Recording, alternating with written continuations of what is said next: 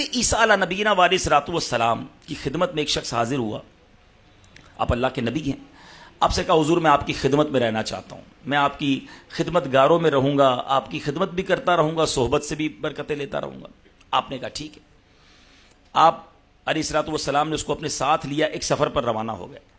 اب اس سفر پر آگے گئے تو کھانے کا وقت ہوا. حضرت عیسیٰ علیہ الصلوۃ والسلام کے پاس 3 روٹیاں تھیں. آپ نے ایک روٹی اس شخص کو دی, ایک روٹی خود تناول فرمائی. جب دونوں نے ایک ایک روٹی کھا لی تو آپ نہر کے کنارے پانی وغیرہ پینے کے لیے تشریف لے گئے. واپس آئے تو تیسری روٹی غائب تھی. اس شخص نے تیسری روٹی چھپا لی. کچھ لوگوں کو یہ پرابلم ہوتی ہے یا ٹینشن رہتی ہے کہ یار کل کیا ہوگا, پرسوں کیا ہوگا, آگے کیا بنے گا, مستقبل کا کیا ہوگا. اب وہ بھی ایسا ہی شخص تھا کہ یار ابھی تو کھانا کھا لیا, رات کا کیا بنے گا. اس نے وہ روٹی چھپا لی, حالانکہ اللہ کے نبی کا ساتھ ہے. اب تھوڑا اور آگے گئے. حضرت عیسیٰ علیہ الصلوۃ والسلام نے پوچھا بتاؤ وہ تیسری روٹی کہاں ہے. اب اس شخص نے جھوٹ کہا کہ حضور مجھے نہیں پتا وہ تیسری روٹی کہاں ہے. آپ خاموش ہو گئے. تھوڑا آگے گئے. ایک ہرنی جا رہی تھی, اس کے بچے بھی ساتھ تھے. آپ نے ایک ہرنی کے بچے کو اشارہ کیا, بچہ خود ہی چلتا ہوا آپ کے پاس آ گیا. آپ نے ذبح کیا, اس کو بھونا, اس کے گوشت کو دونوں نے مل کر کھایا. ہڈیاں جو بچ گئیں آپ نے اس ہڈیوں کو جمع کیا اور ارشاد فرمایا کم باذن اللہ, اللہ کے حکم سے کھڑی ہو جا. اللہ کے نبی کی زبان سے الفاظ نکلنے تھے, وہ ہرنی دوبارہ کھڑی ہو گئی. آپ نے اس شخص سے کہا جس رب نے مجھے یہ معجزات دکھانے کی طاقت اور قوت عطا کی ہے میں تجھے اس کی قسم دیتا ہوں, بتا تیسری روٹی کہاں گئی.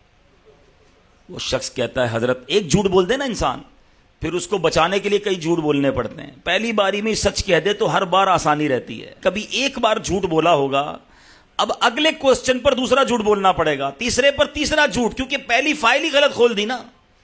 کہتا حضور مجھے نہیں پتا تیسری روٹی کہاں گئی. آپ اور آگے گئے. نہر آ گئی سامنے, کوئی کشتی نہیں تھی. آپ نے اس شخص کا ہاتھ پکڑا اور اللہ کا نام لیا اور نہر سے چلتے ہوئے پوری نہر کو کراس کر لیا. پھر معجزہ دکھایا. آپ نے کہا دیکھو جس رب نے مجھے یہ معجزہ دکھانے کی طاقت بخشی, تجھے اسی رب کا واسطہ قسم دے کر پوچھتا ہوں بتا تیسری روٹی کہاں ہے. کہتا ہے حضرت مجھے نہیں پتا کہاں ہے. جھوٹ, جھوٹ پر جھوٹ. اچھا تھوڑا اور آگے گئے. اللہ کے نبی ہیں نا, ان کی تو حکمتیں, ان کا انداز, ان کی فراست. اب آپ نے مٹی کا ایک ڈھیر بنایا. حضرت عیسیٰ علیہ الصلوۃ والسلام نے دعا کی اللہ کی بارگاہ میں, وہ مٹی کا ڈھیر سونے کا ڈھیر بن گیا. اچھا آپ نے اس کے 3 حصے کیے, سونے کے ڈھیر کے 3 حصے کیے. ایک تیرا, ایک میرا, تیسرا اس کا جس کے پاس تیسری روٹی ہے. ہاں پہلے ہی بندہ لالچی تھا, روٹی پر لالچ کر رہا تھا, ادھر تو سونے کی باقاعدہ ڈلی مل رہی تھی. کہا حضور میرے پاس ہی تیسری روٹی ہے. آ گیا باہر نا, سچ باہر آیا. آپ نے کہا یہ سونا بھی تجھے ہی مبارک, اب جھوٹے کے ساتھ کیا رہنا ہے. آپ نے سونا اس کو دیا, اس کو الگ کر دیا اور آپ چلے گئے, تشریف لے گئے. اب اس کہانی کا ایک دوسرا رخ, یہ کہانی بڑی بڑی کتابوں میں لکھی, یہ واقعہ حضرت عیسیٰ کی لائف میں ہوا تھا, آپ کی زندگی حیات طیبہ میں ہوا. اب وہ شخص بڑا خوش کہ مجھے اتنا سارا گولڈ مل گیا, خیالی پلاؤ بنانے لگا ہوگا. ابھی یہ آگے جا رہا تھا تو 2 بندوں نے پکڑ لیا اس کو, اور وہ تھے چور, ڈاکو. چیک کیا تو اس کے پاس سونا. کہا چلو بھائی اب تو اس کو مار دو, سونا سارا ہم لے لیتے ہیں. وہ شخص کہتا ہے مجھے مارو نہیں, اتنا سارا سونا ہے, قتل کا اپنے اوپر جو ہے وہ الزام بھی لوگے, سونا تم دونوں آدھا آدھا بانٹو گے, ایسا کرتے 3 بندے بانٹ لیتے ہیں, مجھے بھی چھوڑ دو اور مل کر کھا لیتے ہیں.